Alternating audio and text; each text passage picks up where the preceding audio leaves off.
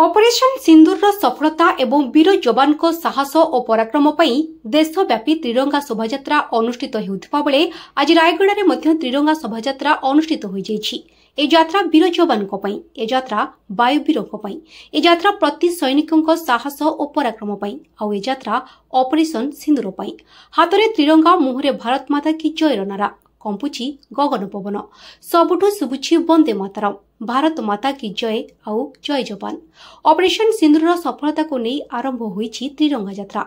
एहा माध्यम रे पहलगाम आक्रमणर प्रतिशोध और ऑपरेशन सिंदूर जरिया आतंकीक उपरे भारतर विजय और तीन सेनार वीरत्व संपर्क में लोक अवगत कराजिबो।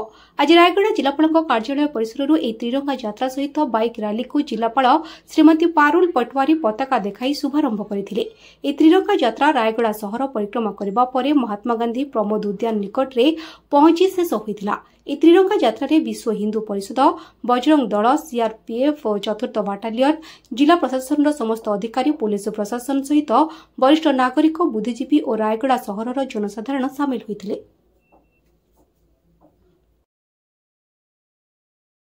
भारतीय मान भितर जातीयता केमती सृष्टि हुए एवं आमर शत्रु मान को सबक शिखाई दरकार पड़े समग्र भारतवासी एकजुट हो बाहर तार सामना कर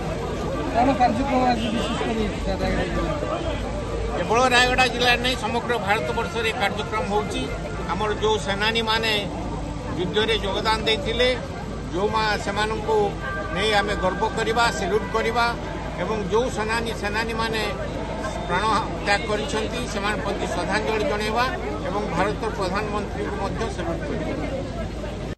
रायगड़ा सुशांत प्रधान रिपोर्ट, दर्शन टीवी।